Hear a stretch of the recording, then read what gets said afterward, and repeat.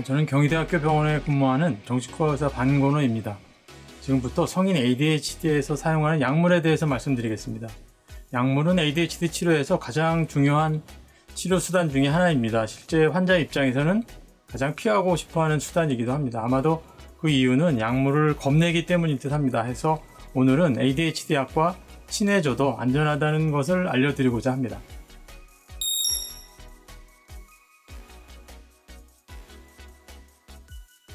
ADHD 약은 생각보다 그렇게 다양하지 않습니다. 크게 두 종류가 있는데 중추신경 자극제 그리고 비중추신경 자극제입니다. 중추신경 자극제는 짧은 시간 작용하는 속방형, 또 대표적인 약물은 페니드이고요. 반나절 이상 작용하게 만들어진 서방형은 메디키넷이 있습니다. 그리고 서방형 중에 더 길게 하루에 한 10시간에서 12시간 작용하는 오로스 제제로 콘서타가 있습니다. 중추신경 자극제는 ADHD 환자들의 뇌에서 기능이 저하된 부분에 작용해서 제대로 기능하도록 돕는 일을 합니다.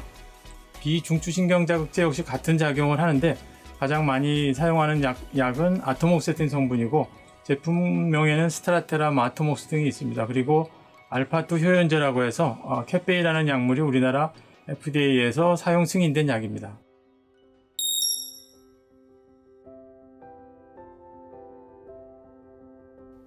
중추신경 자극제라고 하면 좀 듣기 불편해하는 분들이 있습니다. 억지로 뇌를 자극하고 또 뇌가 뜨거워지다 이런 안 좋은 일이 일어나지 않을까 그런 느낌이죠. 하지만 자극이라는 말은 기능이 떨어진 부위가 건강하게 작동할 수 있도록 돕는다는 뜻입니다. 뇌에는 여러 가지 신경 전달 물질들이 있는데 그 중에 도파민이라는 성분이 주로 ADHD 증상과 관련이 됩니다. 약물은 이러한 도파민 농도 균형을 맞춰줌으로써 과다한 행동이나 충동적인 행동을 조절합니다. 동시에 노아드레날린 성분도 활성화시켜주고 그에 따라서 주의력과 집중력이 향상됩니다.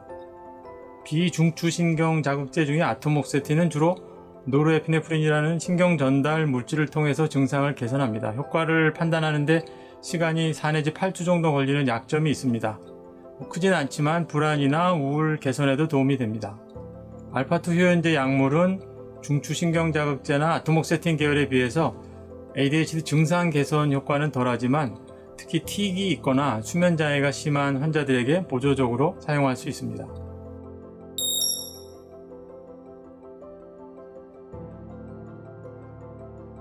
적극적으로 치료받는 환자분들 중에 피검사를 해서 혈액 속에 도파민이나 노르에피네프린이 어떻게 되어 있는지 알고 싶다고 하는 분들이 있습니다. 그리고 또는 약물을 복용하다가 이 신경 전달 물질들의 농도를 피검사로 재달라고 하는 분들이 있습니다. 하지만 연구 과정에서는 이들 물질의 변화를 측정할 수 있는데 저희 일반 병원에서 쉽게 사용할 수 있는 것은 아닙니다. 앞으로 실용화 과정을 거쳐서 모든 환자들에게 쉽게 사용할 수 있는 날이 오리라 기대가 됩니다. 현재는 약물 농도보다는 실제 생활에서 행동이나 증상의 변화를 관찰하고 확인함으로써 약물이 얼마나 효과적인지 평가할 수 있습니다.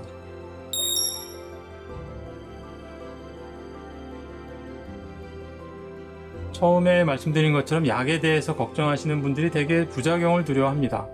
모든 약물은 부작용이 있는데 특히 ADHD 약에 대해서 가장 많이 걱정하는 것은 중독인데 이 부분은 사실 와전된 것입니다. 원래 중추신경 자극제 중에 메트암페타민 성분이라는 게 있는데 우리나라에서는 FDA에서 승인을 하지 않고 있어서 사용하지 못하는데 미국에서는 ADHD 치료제 중에 반 이상을 사용하게 됩니다. 오래전에 메트암페타민이 오남용된 적이 있습니다. 특히 2차 세계대전 때 일본이나 유럽, 미국 같은 많은 나라에서 이 메트암페타민을 잠을 쫓고 식욕을 줄이고 또 집중력을 높이는 데 사용을 했습니다. 특히 일본에서 메트암페타민이라는 성분을 필로폰이라는 상품명으로 대량 판매한 적이 있는데 우리나라에서는 지금 히로뽕으로 잘 알려져 있습니다. 이런 식으로 과거에 레저용 약물로 오남용된 적이 있어서 오해가 좀 있지만 현재는 의료용으로 사용이 되면서 엄격하게 규제와 통제를 하고 있어서 중독이 일어나지는 않습니다.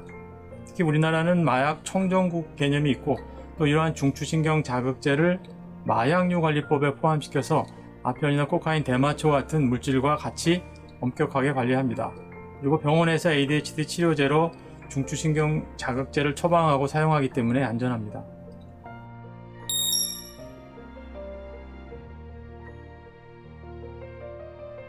중추신경 자극제 특성상 그러니까 식욕 감소, 수면 장애, 심계 항진 같이 이런 부작용이 흔하게 나타나는데, 수면 장애는 약물 복용 시간을 아침 이른 시간으로 조절하면 크게 문제는 없습니다. 심장 박동이 빨라지는 심계항진이나 혈압이 다소 변동되는 문제들 역시 약물 용량을 조절한다든가 아토목세틴을 병용해서 해결할 수 있습니다. 아토목세틴은 식욕 저하나 복통, 드물게 졸림 등이 나타날 수 있고, 알파2 효연제 같은 경우에 졸음이나 가벼운 어지러움 등을 경험할 수 있는데, 이러한 부작용들 때문에 약물을 사용하지 못할 정도까지 심하지는 않고 대개 사용 초기 적응 과정에서 나타나고 지나갑니다.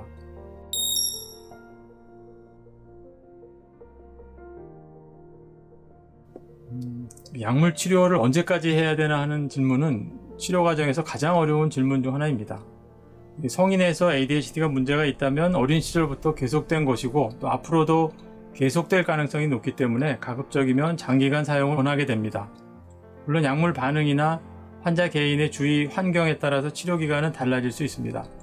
약물 사용 후의 문제 행동이나 가정 및 직장 생활 개선 효과가 분명하다면 유지 치료를 권할 수 있습니다. 약물 사용 기간에 관련해서 많이 묻는 질문이 나중에 약을 끊으면 금단 증상이 없는가입니다. 금단 증상은 없습니다. 또 예리한 질문 중에 하나가 약을 끊으면 증상이 그대로 남는다는데 그러면 치료가 효과가 없는 거 아니냐 하는 것입니다. 이 질문에 대해서 답을 한다면 치료 효과가 없는 게 아니고 약을 복용하는 동안 효과가 지속된다가 맞는 답일 것 같습니다. 즉 ADHD 치료의 목적은, 특히 약물 치료의 목적은 ADHD를 뿌리채 뽑자는 게 아니고 일상생활에서 증상을 개선시키고 일상생활의 그 질을 향상시키자고 하는 것입니다.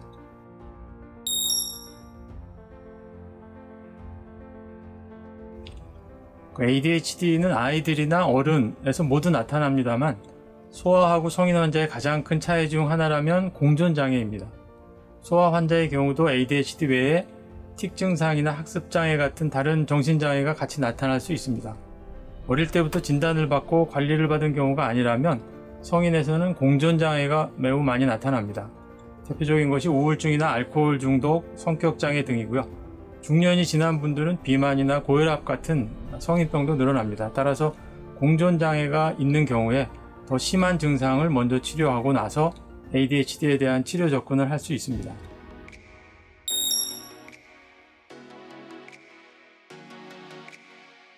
여성의 경우 남자 환자보다 생각을 해야 될 부분이 더 있습니다. 특히 임신인데요. 이 분야는 자료가 매우 부족합니다. 현재 사용되는 ADHD 약물 중에 임신 시 가장 안전한 약물은 아토목세틴으로 알려져 있습니다. 태아에 별 영향을 주지 않는 것으로 알려져 있습니다. 중추신경자극제의 경우에는 유산, 저체중 출산, 조산 등 일부 문제가 보고되고 있습니다. 출산 후 수유 과정에서 산모가 약물을 복용할 경우에 신생아에게 약물이 전달되는 양은 매우 낮은 것으로 알려져 있습니다.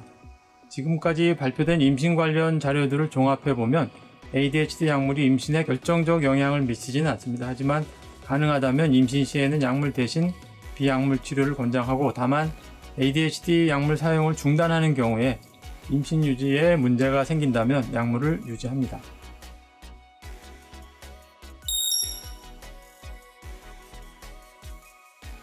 간단히 약물 치료 사례를 소개하겠습니다. 첫 번째 사례는 치료 반응이 좋았던 20대 후반 남성입니다. 이분은 도서관 귀신으로 불릴 정도로 열심히 공부하는 사람인데 막상 시험을 치고 나면 결과가 좋지 않았습니다. 저희가 검사를 할 때 지능 검사는 굉장히 높은 지능을 갖고 있었는데 차분하게 앉아있기는 하지만 집중을 유지하지 못하는, 요즘에 말하는 조용한 ADHD였습니다. 다만 대학을 졸업하고 사회에 나올 때까지 병원에 올 생각은 하지 못했던 것입니다. 이분은 다행히 공존장애가 별로 없었고 콘서타라는 약물을 사용하면서 치료 반응이 매우 좋았던 분입니다.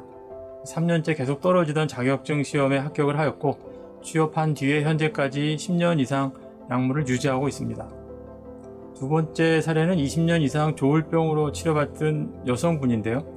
알다시피 조울증은 기분이 굉장히 업되는 조증, 그리고 가라앉는 우울증이 반복해서 나타나는 만성 정신장애입니다.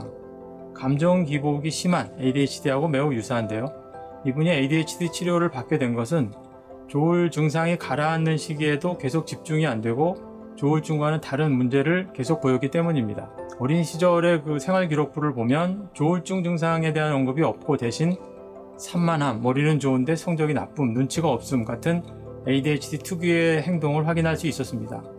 우울증 같은 감정 기복이 계속 있었기 때문에 관련 약물도 사용을 하면서 ADHD 약물을 병용을 하였고 ADHD 관련 증상이 개선되었습니다. 특히 어린 시절부터 달고 살던 만성 두통도 개선이 되었습니다.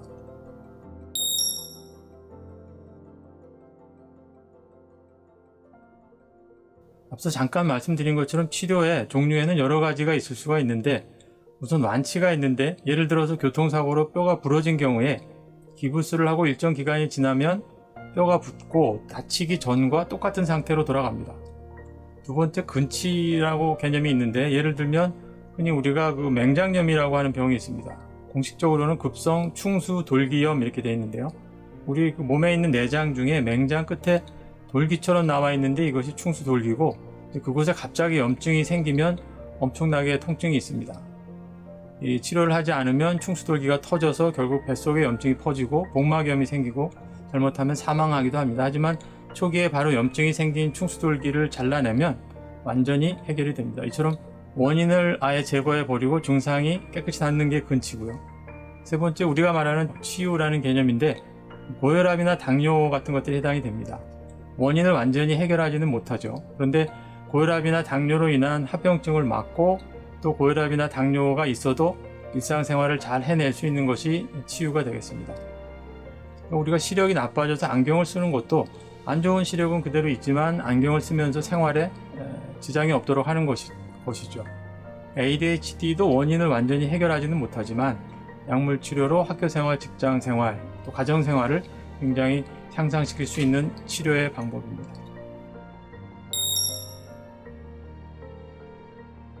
이처럼 ADHD 치료제는 여러 가지 증상 개선에 확실히 유익합니다. 가정생활, 대인관계, 직장생활, 또 학교생활 같은. 하지만 약으로 다 해결되는 것은 아닙니다. 사회생활이나 가정생활, 부부관계 같은 문제들은 약물 치료로 해결을 다 할 수는 없기 때문에 각각 그 증상에 맞게 인지행동 치료나 다른 맞춤형 치료를 병행하는 것이 필요합니다. 오늘 강의를 들으시면서 그동안 가지고 있던 ADHD 약에 대한 또 부작용에 대한 두려움들이 일부라도 해결이 되었기를 기대합니다. 경청해 주셔서 감사합니다.